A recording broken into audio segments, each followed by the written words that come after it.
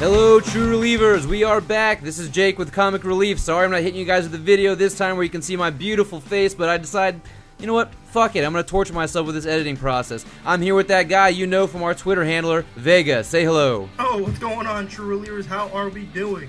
And today we are hitting you guys with a Suicide Squad non-spoiler review. We're just going to do some general thoughts on our very first viewing of Suicide Squad. So, let's just go through the characters, the main characters. The first thing is Deadshot, Will Smith's Deadshot. Vega, what'd you think? You know, for me, I'm not a big Will Smith fan, guys. I never have been. People always rip me for not liking Fresh Prince. But, guys, Will Smith, I enjoyed him as Deadshot. Really one of the characters you could tell that David Ayer, he really focused in on and gave Will Smith his due. Deadshot was awesome. He had a few scenes in the movie that you're like, oh shit, Deadshot is a badass. Yeah, you know, for me, I'm not a huge Will Smith fan either. For me, he kind of went out with the late 90s, and I thought when he got cast, you know, we're going to see the same Will Smith we've seen. He's going to be the same guy we're used to seeing. He really didn't here. He was kind of a departure from what we're used to seeing when it comes to Will Smith, so that was actually refreshing. Did he still play the villain, you know, with the heart of gold? Yeah, he's the moral compass. He's kind of the conscience of the whole team, but you know what? It was far enough a departure from your typical Will Smith performance where you liked him a lot and you look forward to seeing him again. He was probably one of the best performances of the entire movie. Alright, next up is Margot Robbie's Harley Quinn. Now, I don't think too many people were really too worried about this casting. She looks the part, everything we saw from behind the stills seemed great, all the stuff in the trailer seemed great, and what do you know?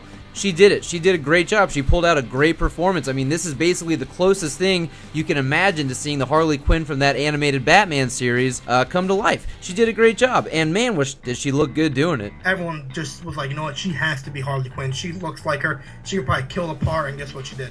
She played a demented, crazy, sick, twisted girl. God damn, she turned me on. I love that shit. Yeah, God damn you, Margot Robbie. You were great as Harley Quinn. She did a great job, man. She did the whole thing with, you know, kind of voices in her head. She was sweet. She was menacing. She was far enough left of center where you just bought her as this crazy chick. But she's a lovable crazy chick the way we know Harley Quinn from the comic books. She did a great job, guys. She definitely stole all the scenes she was in. She probably had the most comedic moments. She had those really ill-timed comedic moments that just kind of broke the tension in a good way. Viola Davis, Amanda Waller. My God, talk about probably the worst person in the entire film, but she did a great job. A stern, mean bitch. That's what she is. She's just a bitch.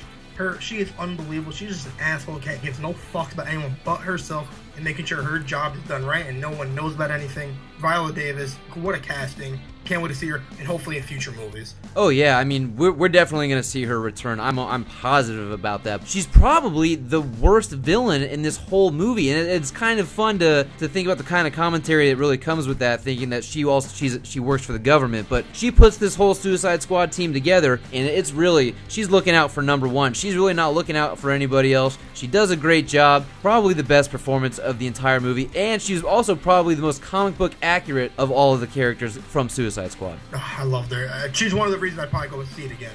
Yeah, and let's move on to the next person who probably had the biggest role after those first three, which is Joel Kinnaman's Rick Flag. Now, this was kind of a casting I was a little on the fence about. I thought, you know, he's very white bread, he's very kind of bland. I remember him from the new RoboCop, and while I'm going to catch some flack for this, I actually enjoyed that movie more than most people probably did. I thought, you know, Joel Kinnaman, whatever. He really turned around and gave a great performance. Now, let's not dictate what his performance was based on the circumstances that he was thrown into, but him as a character was done really well. I bought him as a military guy. He even puts on a little bit of an accent. He's commanding. He's kind of a dick when he needs to be, but you can also tell he's conflicted. I thought he did a great job. I was actually probably more surprised by his performance almost than anybody else. And also don't forget that he is pretty much like the third choice for them as Rick Flag, because Tom Hardy was supposed to be Rick Flag, and then I believe it was Joel Edgerton. They both dropped out, or something happened, and then end up getting Joel Kinnaman, however the hell you say his last name. But he was alright, not bad. I'm not going to say he was terrible, because there was other worse characters in the movie, but I enjoyed him, not bad. We'll see him around again. Yeah, and then, so let's go on to probably the biggest surprise of the whole movie. We thought he was just going to turn out yet another fucking shitty performance, but what do you know? He was enjoyable. Jai Courtney's Captain Boomerang. Wow. I mean, he's probably actually looks the closest to his comic book counterpart as well when it comes to the costume. And let's just put this out there right now. We did a top 10 best costumes, villains, and hero list. Guys, nobody in this movie will ever make that list. Let's put that to rest right now. But no, not a shot. Never. But Jai Courtney's Captain Boomerang, he looked like Captain Boomerang if you were to kind of tweak it a little bit. But the thing is, Jai Courtney was actually good in this role. I think this goes to show that Jai Courtney can do well in supporting roles, not as your main protagonist in Terminator Genisys and Die Hard. But if you put this guy in a supporting role like this, he's got the comedic timing, he's got some actual charm and charisma to him. It was very surprising. I actually really enjoyed him, and I think his performance is the biggest surprise out of the entire movie. I mean, yeah, David Ayer, you could tell he knew what Jai Courtney's done in the past. So you could tell David Ayer gave him some lines that would fit for him perfect. Not to give him too many lines to overdo it, to make everybody, another Jai Courtney role. But David Ayer, you can tell he gave him nice, perfect lines, a few lines, little quips here and there, and just some of his movements when he's in the movie trying to like get away from the team and do his own things, which made Jai Courtney actually likable in this movie. Yeah, and you know what? I think we all used to look at Jai Courtney as the poor man Sam Worthington, which, I mean, let's face it, pretty poor. Nobody wants that fucking medal. No one wants to play second fiddle to Sam Worthington. But I think after this performance, people are going to be casting directors might be looking at Jai Courtney as a supporting role and supporting character, going, you know what? I think I might be able to do that. And I will say, Jai Courtney fucking beefed up for this role. And don't forget, he was also on tripping on drugs too during the movie. He admitted that. Well, shit. If that's what helps, give this guy as many fucking drops of acid as he needs. All right, and that guy with the tongue twister for a name that I'm not even gonna try and fucking pronounce plays Killer Croc. Killer Croc, he's serviceable in the movie. I mean, the facial prosthetics and the movement in his face looked a lot better than I thought they would be initially. But, you know, I didn't dig the look to him. He didn't have a whole lot to say. Some of his action scenes were cool. They definitely got his power set correct. But when we finally see him shirtless, his head looks entirely too big for his body. And man, that guy, he probably needs to hit the gym just a little bit more. Yeah, let's move on to a character that I really had no interest in before I saw this movie. Somebody I just thought was going to be cannon fodder in this film, who actually probably ended up being, if Deadshot is the moral compass of this team, this guy's probably the heart of the team, which is Jay Hernandez's Diablo. Man, I didn't even recognize that was Jay Hernandez under all that face tattoos until I started watching the movie. But he did a great job, and he's probably one of the only characters in the entire film, in my opinion, who had a flashback scene that was actually serviceable to moving the film forward. When we got that flashback scene, it was an aha moment for us. We got to understand his motivations leading up to that point, and I really enjoyed him. I thought he did a great job. It's always cool to have somebody on your team who can fucking spit fire out of their hands. He was a good addition to the team, especially in the trailer when you guys all see them all sitting at that bar. That's probably his moment to shine. That's probably the greatest moment he has in the entire film. Let's go move on to Katana, somebody that I had no idea who the hell she was. Yeah, just keep it moving, Fudge.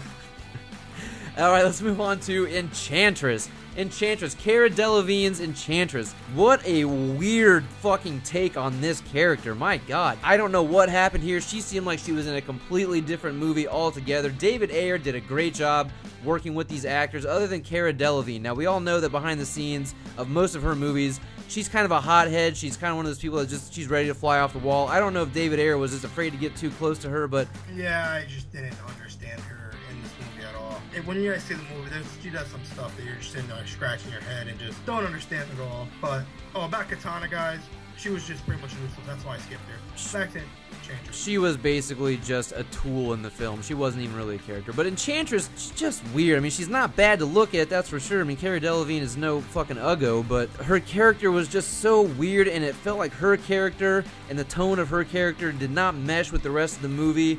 It was just a little odd. I don't know if we really need to talk too much about her, but until we go into spoiler conversation, which, guys, be on the lookout after the weekend. Everybody's had a chance to see it. We're going to put up some spoiler talks on Suicide Squad. But let's move on to what everybody seems to want to know. Jared Leto's Joker. How was he? Was he better than Jack Nicholson's Joker? Was he better than Heath Ledger's Joker? If you guys know me and Fudge have been very questionable on this Joker, about his look, about the way they're carrying him. I've never had doubt in Jared Leto's Joker, but guys, this Joker, I need to see more from him because it didn't do it in this movie for me. There's sometimes I sit there and I kind of see the Joker in him. I see the Joker, and the next thing you know, it goes into some like crazy mob boss, damn pimp. It didn't make no sense. Him with the gold chains, the rings. Just so way too stylish for me. Not the Joker that's like mentally fucked up in the head. I want to see more from him. I want to give him like his full blown against Batman and everything. But this movie, he was just shoehorned in. Yeah, without going into too much spoiler talk, again, this is something we will probably talk heavily on in our spoiler talk conversation. This Joker, no, he didn't do it for me. I like Nicholson better. I like Heath Ledger's leaps and bounds more than I like Jared Leto's. Jared Leto is a great actor, don't get me wrong, but he didn't need to be in this film at all. Joker did not need to be in this film. He was not serviceable to this film anyway. You could take him out and the movie wouldn't have changed a lick in either direction. And I will say that grill and that fucking hand tattoo, god damn it, I hate those fucking tattoos. Yeah, that grill was so fucking distracting. I couldn't stop looking away from it every time he talked. It's just, it didn't do it for me. Him and Harley Quinn, they have a couple moments that aren't bad. They kind of call back and echo the comic books a little bit, but this Joker is just not the Joker you know from the comic books. Until we see more from him, I gotta say, I don't think the future of the cinematic Joker looks too bright. Yeah, I don't know what we're gonna get from him in the future. I mean, hopefully it's better. Hopefully it's not shoehorned in, but we can get to him a lot more in depth like we need to in the spoiler talk. Yeah, he was definitely mischaracterized in this film, if you ask me. This is just not the Joker you know. This is not the off-the-rails, crazy, psychotic, agent of chaos kind of Joker you know. This is somebody who's just, he's got more of an obsession than anything else, and it didn't sit with me, so. Alright guys, we're gonna move on here next to a character who's in the movie not that long either, which is Batman. He was not in the movie very long at all. I mean, this guy's screen time didn't even probably take up 3 whole minutes, but the thing is, it worked in this movie. What it did was it solidified the fact that Suicide Squad, Batman vs. Superman, and Man of Steel all coexist in the same universe. What I really enjoyed about this Batman appearance is that it almost seemed to cross over these films better than the Marvel Universe, in the aspect that these movies can bleed into each other, characters can walk in and out of the wings at any time, and they don't need to have a big part. If Robert Downey Jr. had showed up in Civil War for all of 3 minutes and just backed the fuck out, like, it would have been cool. You'd been like, oh, okay, that's, that's their life. Well, that's the life of these villains here. Batman walks into their life, busts their ass, and he's back out. And he did a great job. And, Ben Affleck as Batman, I mean, me and Vega both expressed that we like Ben Affleck's Batman. If you're looking for a lot of Batman in here, you're not getting it. But if you want a satisfying representation of Batman interacting with villains, you're going to have it. To know that, like Fudge, that they coexist all in the same universe, and that he's out there in Gotham stopping these villains that he has to for the little time he's in it, which is very cool, which I enjoyed. Yeah, they didn't overdo it with Batman. I think a lot of people were afraid they were going to rely on Batman as a crutch to bring in the audience, and they didn't. This is not a Batman film in any way, shape, or form, rest assured. So, the characters of the movie, of Suicide Squad, they're really what make this movie. Do I think that it deserves the current standing of, I believe, 31% on Rotten Tomatoes? No, I don't. I believe this movie's probably should be stewing right around that 50-55% on Rotten Tomatoes. I think that's more deserving of where it belongs, because here's the thing. Batman vs. Superman and Suicide Squad have the exact same storytelling issues. Their storytelling issues are the problem. The big problem. The one that's just holding them back. But the difference between these two movies is Batman vs. Superman is that one friend that you have that just talks about nothing but shit that makes you sad. It just makes you, he's just moping around, he's cynical, you just don't want to be around him for very long. That's Batman vs. Superman. Suicide Squad is that friend that you had that dropped out of the fucking 5th grade, but he's a blast to be around. He's an idiot, but he's fun. Also, guys, we will dive more into this movie and break it down piece by piece in our spoiler talk, because we don't want to spoil it to you guys. It just came out the other day. We will get out a nice full in-depth review of this movie. Right, we just want to give everybody a chance to see it over the weekend. But yeah, me and Vega, we may differ a little bit on how much we enjoyed this film. Would I certify it fresh? No, but there are absolutely worse comic book movies out there. This is definitely a watchable film. There is enjoyment there to be had. This does not feel like taking an exam like watching Batman vs. Superman the Ultimate Edition. Like, that just feels like a chore. This doesn't. You can pop this in, you can have some mindless fun with it, you can get some chuckles out of it. It's overall a good time. Is it a great storytelling endeavor?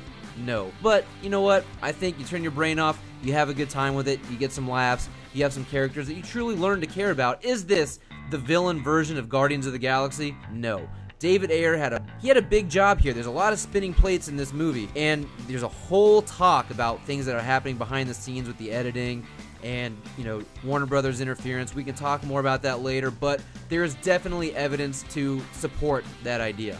So overall, it was just go out and see it, I guess. I'll tell you that. Go out and see it. Go. Give your own thoughts, and you'll probably come out and have a decent time. Yeah, guys, go see this movie. I would definitely recommend you go see this movie. I saw it at a matinee for $4. I will say this movie is definitely worth $4. If you got $4, go see the movie at noon. on a Saturday. You'll have a good time, and you got the rest of your day to contemplate. But you know what? I think that's all we're going to have for you today. You guys let us know in the comments below what you guys thought about the movie. Do you guys completely disagree? Do you agree? Have you even seen the movie yet? Has our review swayed you in either way? Please let us know. Remember to like, share, comment, and most of all, subscribe to the channel, guys. We really appreciate all the subscribers and all the views we're getting. Let's keep it going. Yeah, guys, also, and let us know who your favorite character was in the movie. Did any of the stuff, like the lesser-known characters you didn't know you learned more about, did you enjoy them more, like Captain Boomerang or Diablo or someone? Just let us know, guys. Follow us on Twitter and like us on Facebook at Comic Relief Cast. Like Fudge, please subscribe, guys. We love you guys. Hope you guys like listening. Obviously, you gave Fudge a lot of love on his last San Diego Comic-Con video on the Marvel one, so keep listening and keep liking the video, guys. Thank you, guys.